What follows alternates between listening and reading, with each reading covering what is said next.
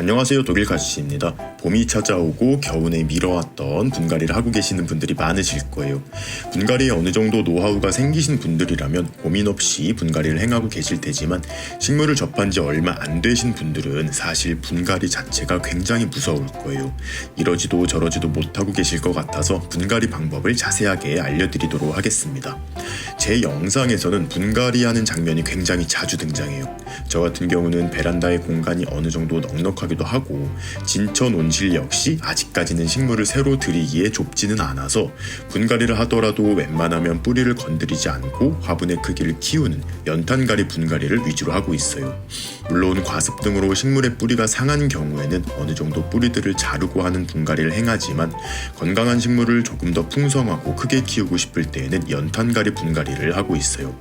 그런데 집에서 식물을 키우다 보면 어느 순간 식물들이 많아지면서 공간이 부족하게 됩니다.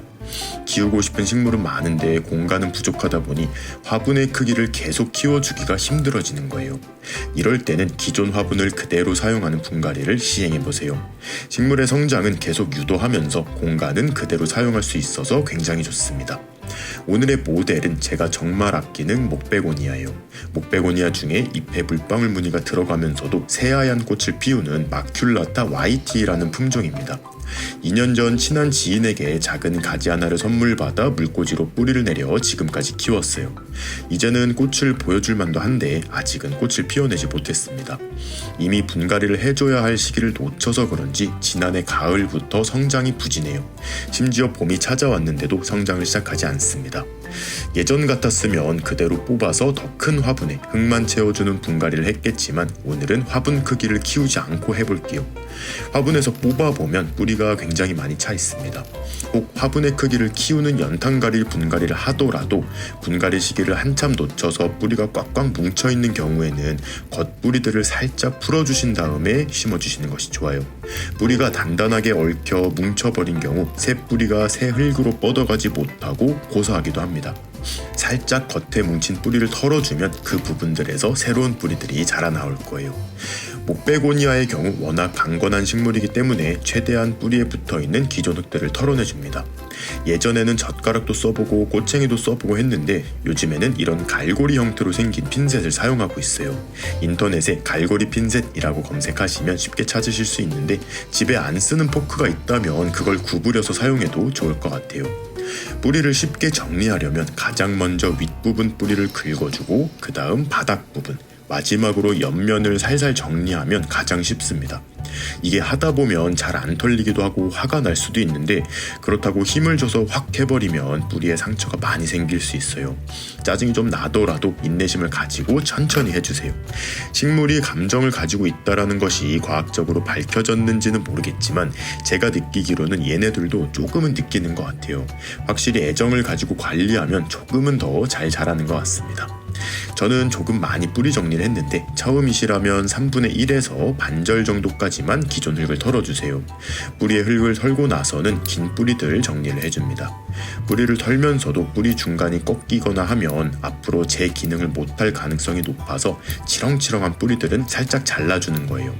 화분은 기존 화분을 그대로 사용하는데 지금 제 상황은 화분 안에 병해충이 없는 상태여서 그대로 사용하지만 혹시라도 곰팡이가 생겼거나 흙 안에 해충 알 같은 것이 보인다면 뜨거운 물로 화분을 한번 소독 세척한 후 사용하는 것이 안전해요. 식물을 어느 정도 키워보신 분들이라면 원예용 상토 단용으로도 잘 키우시는데 식물을 처음 키우거나 과습으로 식물을 죽여본 경험이 있으신 분들은 30% 정도 산야초라든지 산모래를 섞어서 심어주시면 확실히 물이 잘 빠지고 과습으로부터 조금은 안전해질 수 있어요.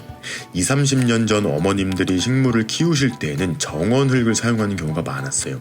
정원흙은 분해되어 사라지는 재질이 아닌 정말 암석이 쪼개진 형태죠. 화분 안에서 사라지지 않는 거예요.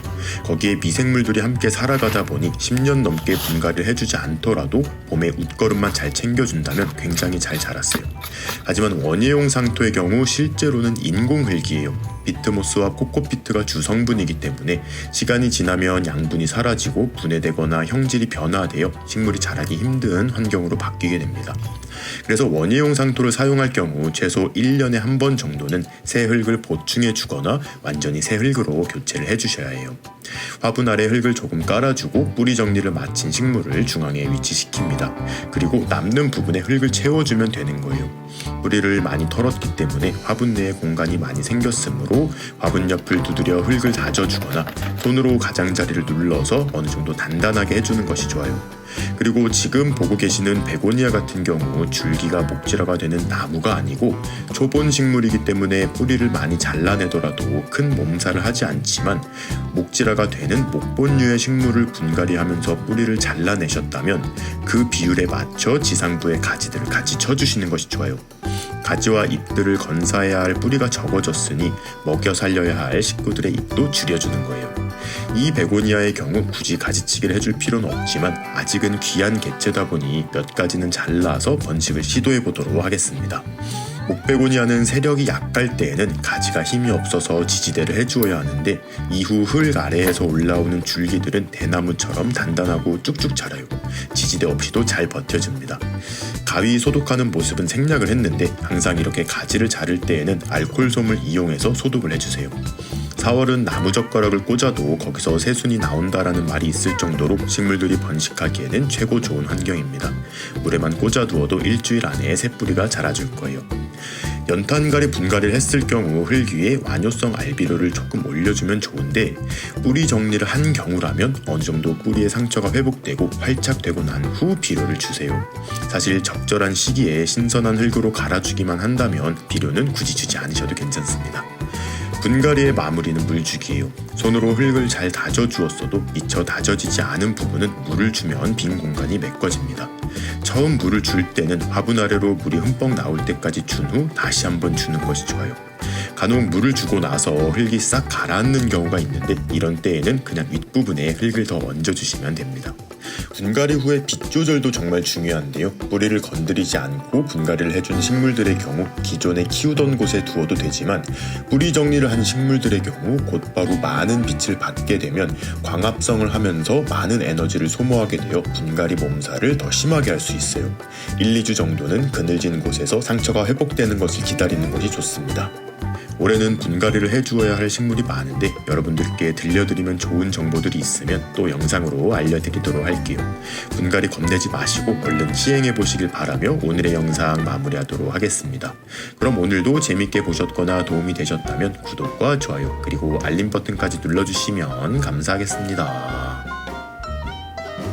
뿅.